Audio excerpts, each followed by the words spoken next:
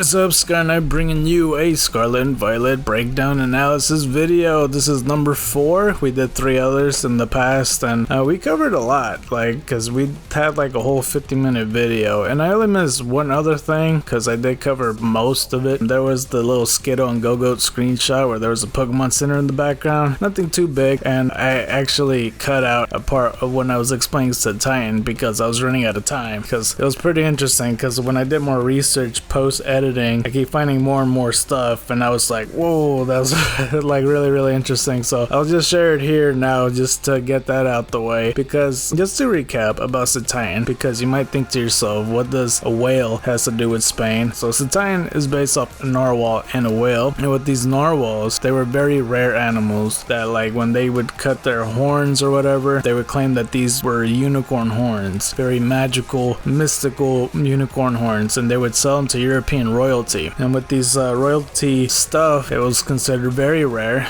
and they would make staffs out of them and cups out of them and whatever you would like. And in Spain in particular, there was King Philip, who actually collected 12 of these unicorn horns. There's even a king in Denmark that made a throne out of these unicorn horns, and it was really crazy back then, because with these staffs and cups and all that, like, a lot of people believe that there was myths and legends, as long as you put like a liquid or something and it has poison in it, let's say, that it would not poison you or anything like that. There's so much of poison touches the unicorn horn that it would explode. Like, people believe in that for sure. And I think the origin of that, of what they believe, how they found that out and they came to that conclusion, supposedly someone put some spiders in the horn and the spiders just did not like it at all, so they would leave. So they came to the conclusion, it's like, oh, well, the venom clearly gets out of the horn and all that. So that's why I like a lot of the royalty as well get these like horns and cups and all that, these staffs, because, you know, back then there was like a lot of betrayal and sabotage. Like, if you can imagine like a queen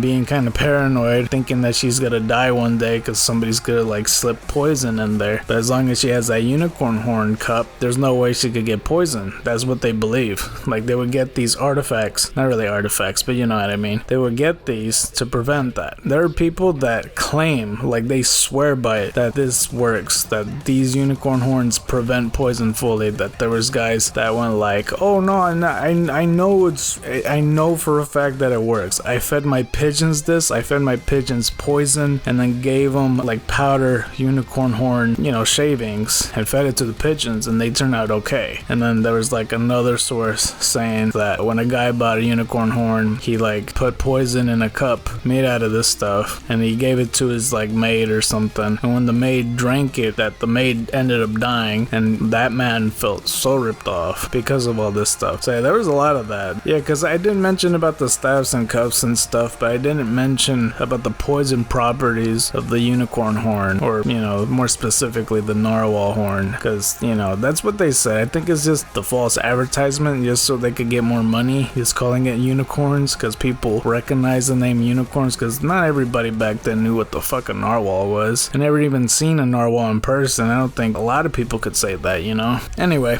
I just wanted to share, so let's get on to it. Alright, off to the next trailer now. This is the in-depth one after the August 3rd presents. It's like the secondary one. So let's continue. So here you see the lake. It's a great view of everything. And we can see Scarlet Academy and the Violet Academy, or specifically Naranja and Uva. You can see the difference with the gates and all that. See a pretty good view of the mountainside and the canyons and all that. The Snowy Mountain. So you know that it's by the Snowy Mountain and the Red Mountain. Is kind of more north, but kind of northeast-ish.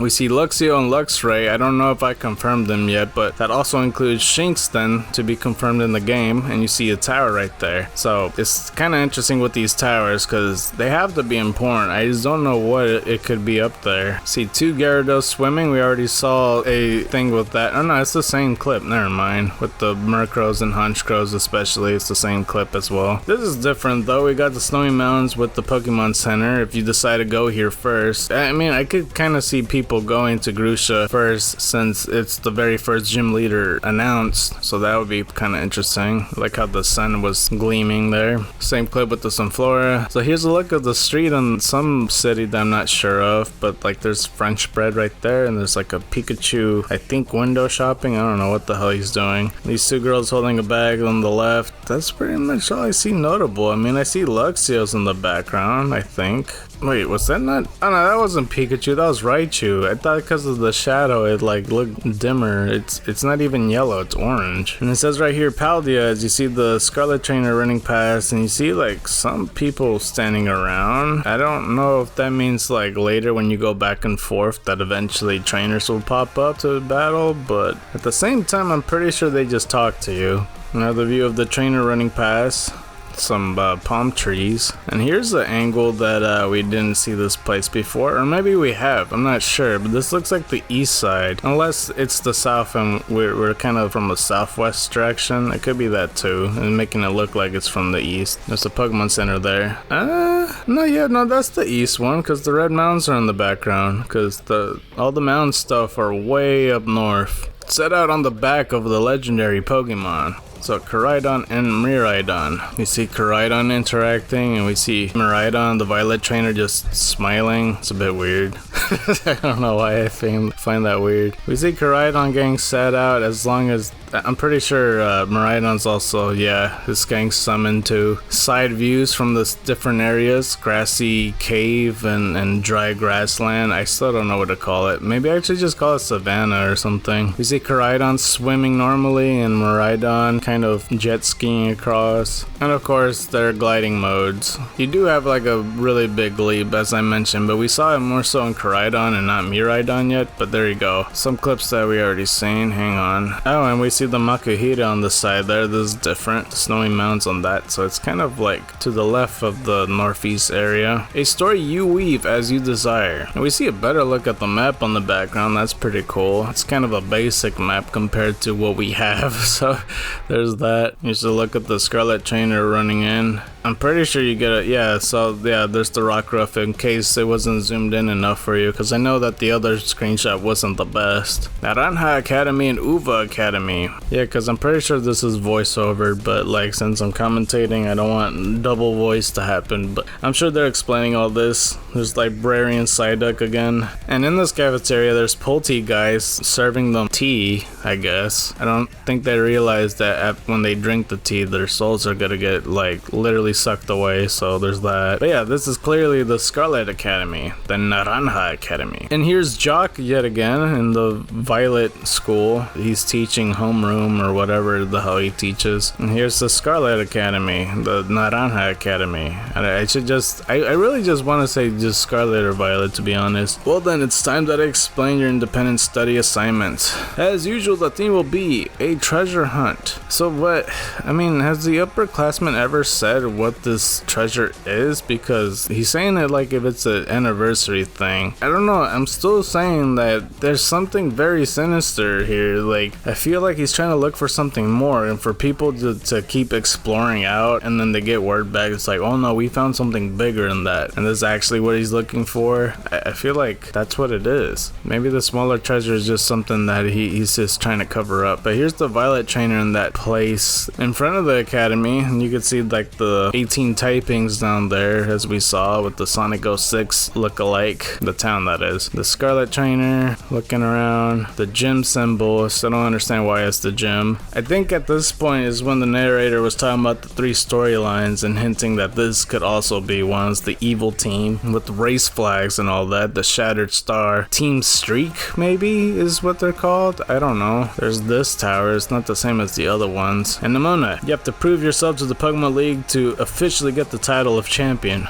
Wait, where is this? Is this her house? Is this the big purple house? Are you the one that lives there? I don't know, but there you go. It's because like I see like clothes rack. I don't think it's my house. None of this looks familiar. So here's Violet and Miraidon going towards this town. I think I see a gym in the corner right there. The Pokemon Center to the right, and this is somewhat the marsh area, I think. It's like a small town, it looks like. Unless it's like the grassy town, because I see something about it has like some flowering color to it. Maybe the way they displayed it is because if you go right and it's supposedly like what the fire type is strong against, the fire type side would be grass and ice to make it easier, and then it'd be the opposite for like the grass types to visit something like rock or ground or water or whatever the heck. It could be just water and rock now that I think about it. Well, then again, why wouldn't water type like Quaxley go there? I don't know. I'm thinking too much into it. I think this is the same town. There's like the houses and the Pokemon Center still, and he's like a little bit further off to the left. So this is a different angle to the gym that he's heading to. Miraidon going through to the Pokemon Center in this Savannah Land, I guess. That's what I've been calling it. The tower over there. Koraidon going to, in the Scarlet version, into the Ice Gym. We already seen part of that. This is a different angle. Welcome to Glacado Gym. This is the new guide, I guess. And here's Grusha. Get ready to feel the icy bite of reality. I really don't know what his voice would be. Like I said, I thought he was a girl. But that's just me. I shouldn't assume genders. I just thought that, like, with the puffy jacket, you know what it is? It reminded me of, like, that character from in Twilight Princess, the Yeti with the big sweater. That's what I thought it was. Anyway, Satine's getting brought out, and the Scarlet Trainer brings out an Arcanine. Arcanine used Flamethrower, and it does half the damage, so the special defense, to a degree, is somewhat decent for an ice type, because, like, if it was anything less than that, if it was like a Flamethrower to a Sneasel that has, like, no special defense, it would one-shot. So it kind of says something that he'll take better hits, and he might even have a Citrus Berry, so there's that. Here's Koraidon running past through with the tower kind of slanted to the side. What Pokemon is that, actually? Is that a Hippowdon? I think that was a Hippowdon. Yeah, that's cool. That means Hippopotas is in the game. And then we already saw this clip of Miraidon going to Team Streak. That's just what I'm going to call it. And then for the car over here, I really want to see whether it's the Violet Trainer or the Scarlet Trainer right by there, because that's clearly a cutscene. Here's Koraidon by the Skittles and Go-Goats. I'm pretty sure you've already seen this. The cutscene with the Scarlet Trainer on the tower, we might have already seen that. But here's a different angle I don't think that we've seen though. I just don't know what it could possibly be. The cast of characters you'll meet in the story. I'm pretty sure we're gonna go over a whole bunch of the same stuff, but at least you kind of get a look at like some other Pokemon. There's one of the people missing because Jock wasn't at the Academy lineup, so I don't know what that's about. But you see the Magnemite and Hitana or whatever the hell her name is. Atana, and Drifblim and all that, and Rockruff. So if they were to be the Elite Four, I don't know if Jock's included or not, but if they were to be on there, I think the lady on the left is Ghost type. The second lady is probably Rock type. Jock, maybe Electric type? Steel type? No, I'll go with Electric since he's fond of Rotoms, I guess. And then this lady probably Fairy type or Psychic, I don't know. So it's interesting nonetheless, but you only get a glimpse of it before all the Scarlet students just completely block your view. But there's a Pikachu, so maybe it is Electric. Yeah, I'll stick with Electric. I think that's accurate. I don't know why I'm having trouble saying Pikachu, but there it is. They're going over Sada and Turo yet again, saying there's your professors. And then talking about Clavel, is what it looks like in his Violet in his desk area, I guess. A bunch of books. Was that trophies I saw? There's like 2 trophies in the background. What's that about? And here's a view of Jock right here in the Scarlet Academy. He does look like a mess, to be honest. Like he would have like a stack of papers and then he would trip for no reason because he has like 2 left feet and drop everything. And then while he's trying to pick up all his papers, he would drop his glasses along with that. Yeah, I could see that happening for sure. I do like the hair, to be honest. Nemona, this Scarlet version Nemona, and this is the beach. If this is the beach, then like that means that's that battlefield we saw from the map. Here's Arvin from Violet version, and then there's Penny. Is this in front of the academy? I can't really tell. Anyway, we see a view of Grusha, and then here's Swole Waluigi. We need to give him a name. He has to be like the son of Wario or Luigi. What would I say? Luigi and Waluigi combined? We'll just call him Wa. I don't know. Something like that. We'll come up with a good name for him. And there's the fighting type trainer. And then this lady, is this the rock one? I don't know. I don't quite remember. But then there's this random ass trainer from the academy. So I kind of wondered to myself, if we're like exploring on the map, we'll just see the students that are also participating in the treasure hunt go like, oh, we'll find the treasure first. And then they battle. Or maybe just because they want to or whatever. The Pokemon of the Paldea region. I already covered most of it, but I'll just skim right through it. With the Growlithe's and Arcanines we already confirmed. Fletchling Starling and Pineco. Rotoms though, I don't remember seeing this. And well, maybe we didn't see the Growlithe and Arcanine from that angle, but from that all the other Rotom forms are in the game. Yeah, and I didn't count Rotom before because like just like Sun and Moon, like Rotom was a companion. He wasn't really a Pokemon per se to catch at the time, at least in the beginning. But we see Rotoms over there, so that's good. And then Paldeawoopa, I love him. Fucking chocolate buddy over here by the Red Mountain area. I mean, that's where I expect it to be, in the marsh area. Where else would it be? Look at them all happy jumping. And then there's Fido over here with the Pokemon Center poking out. We already saw this screenshot of it in the deli store or whatever the hell it is, the bread store. The Cubchoo running off at the Cetian over here. I don't think we've seen these clips. Every time we saw Cetian is because Grusha was using it to battle. The 3 starters right here. And they mentioned that Fuecoco has like the little 2 thingies right here, and that's supposed to be like the fire energy. I said I wasn't going to talk about the Pokemon much until we get to that video, but I just wanted to mention that just in case you guys don't know. I see this clip like about 1 billion times already with the flowers and the apple and the sprinkling of the hair. My god, they really love that. So I don't know why they did this, but is that a rock, or I thought it was a Pokemon for a second there. We see it approaching the Mudbray, so that's confirmed that Mudsdale's in the game, but it kind of skips from the transition on you battling it, so that's why it kind of tells me that like you could interact with the Pokemon and decide whether you want to battle it or something. I don't know, because the only other option I could think of is you could walk up to it to like pet it or like take pictures with it or something. I don't know, but some Pokemon won't even let you and then force a battle. I don't know, there's something about that, because it's kind of weird why they edited that away, because they could easily do that in, unless they feel like the transition's gonna take forever, but we haven't seen it yet, so I don't know. And if they do feel like it takes forever, then why not shorten it down anyway? I'm not sure, but here's Mudspray, and then there's Beartick. Did I even mention, because we saw the Cubchoo run away, but Cubchoo and Beartick in the game, so there you go. Skiddo interacting with the, I didn't even take a look, was that the Violet trainer or the Scarlet one? It's Violet. Trying to catch the Skiddo over here. I don't know if that was the same one, but the Violet trainer again doing the surprise trades, we already saw this. And then this is interesting, they have like this whole Pokédex thing on the Rotom map with, was it Lechonk that they caught? You kind of see like a magazine book. It's like an e-book almost. I can't even read what that says. It sounds like, it looks like the words Old Mox or something. I don't know. But you see Sprigatito's 1 and then Quaxly's 7, which means Fuecoco's 4. So that means since you see Lechonk and Sprigatito kind of a green book and Quaxly's kind of faded out, that means you've seen Quaxly, and that this trainer in particular chose Sprigatito and you took on the weaker one, which I don't know if Nemona's the one that's picking this, but you face the weaker one first. This is very early in the game. This is like literally past Route 1 where they call it Chunk. So they haven't met with the trainer to face Fuecoco yet. So that's pretty interesting. I find that really interesting indeed. But yeah, Lechonk is definitely the Rattata of the game since he's number 10. That's so early. Quite literally, like right after the final form of Quaxly. I guess I was speaking too soon when I said about the whole photo mode thing, because this is the screenshot I was talking about. Even more fun with multiplayer.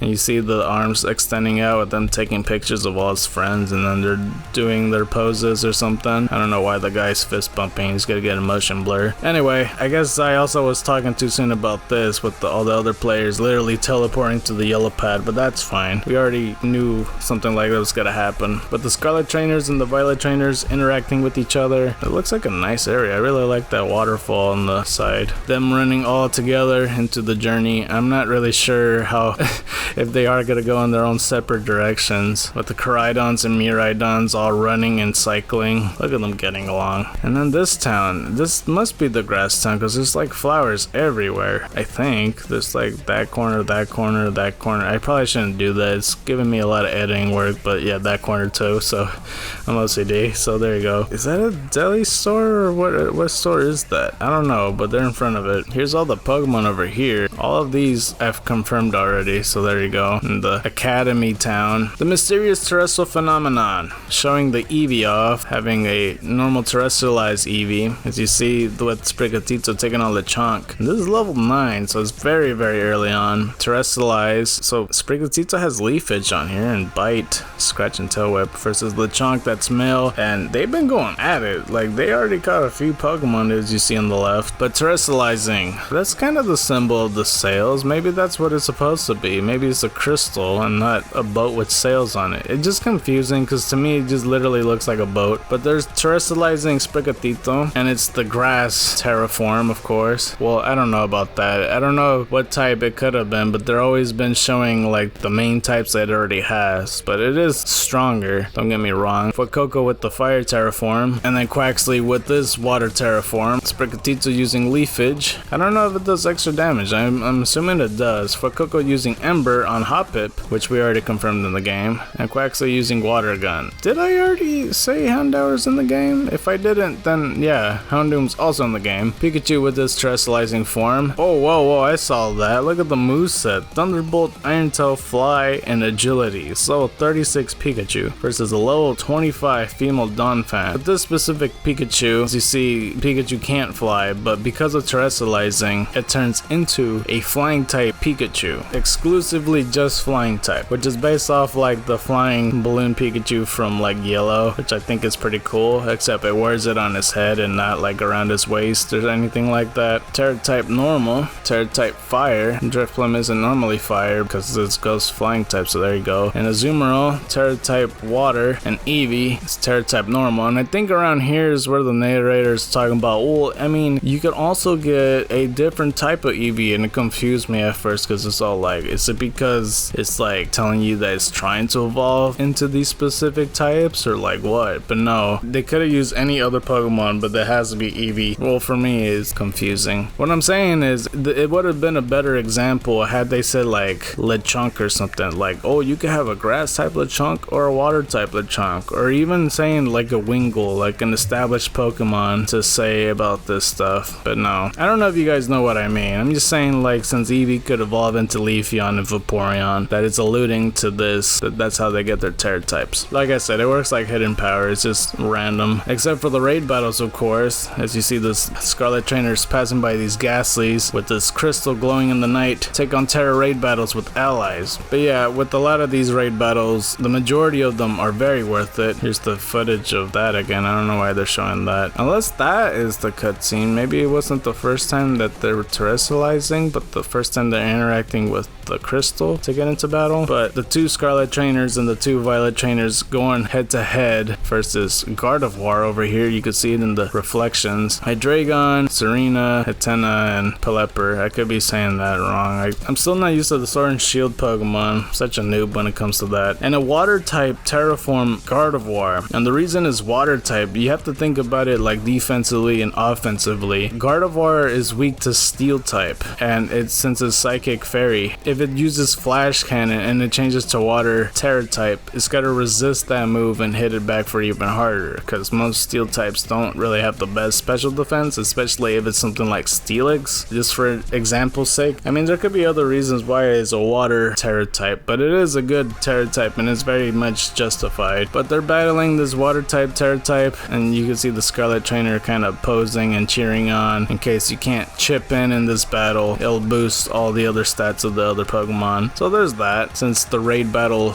boss Pokemon are always a lot more difficult to take on. My god, they look like they were tagging at the same time. There's multiple grass terraforms going on right here though. I think it's because I know you can't terraform more than one Pokemon, it's just one per battle. But since these are multiple different trainers, it counts as their own separate one-time use. But here he is going for the Gardevoir capture. It hasn't turned into a Terra Ball yet. Yeah, it kind of skipped the transition of it, and there we go. I really like the little rainbow diamond look in the bottom there, looks cool. But Gardevoir was caught. The Academy look right there, it's kind of panning up.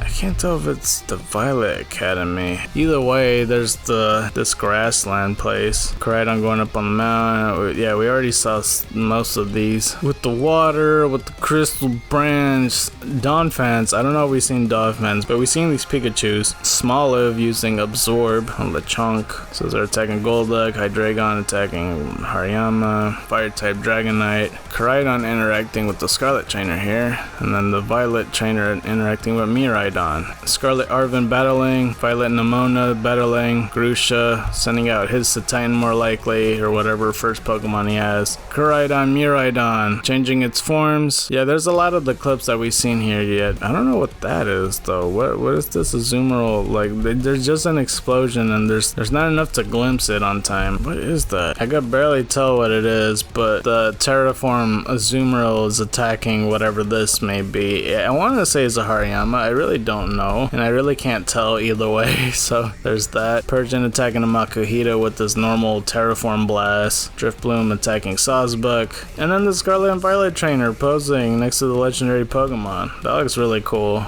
That's a great shot too.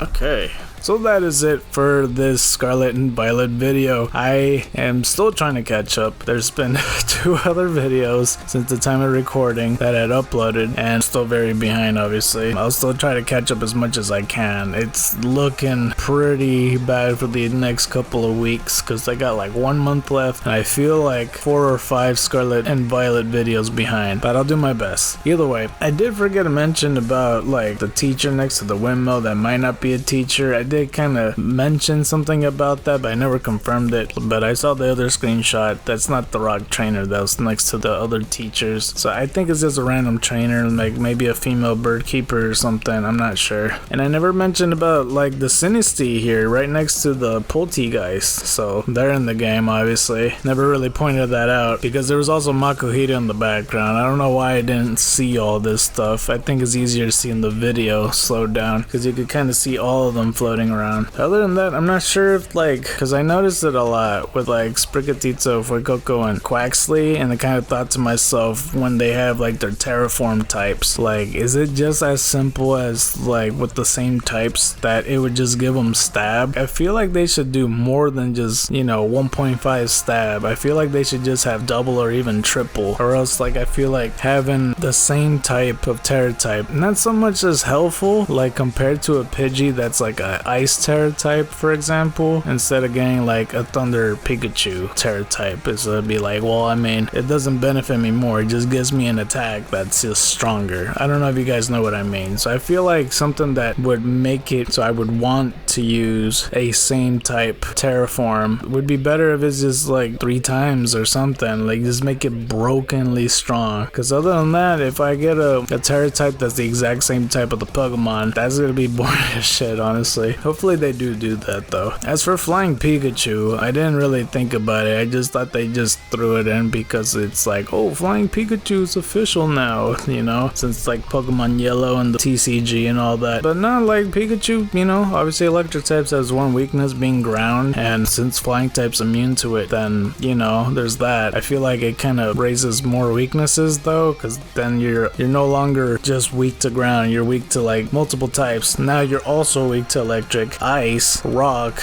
and like, you know, so on and so forth. So I'm not really sure if it benefits Pikachu, and either, like, regardless, Pikachu doesn't even have a lot of health. But yeah, that's pretty much it. So either way, white tigers and dragons to you, and you've been scarred by the night. I'm out.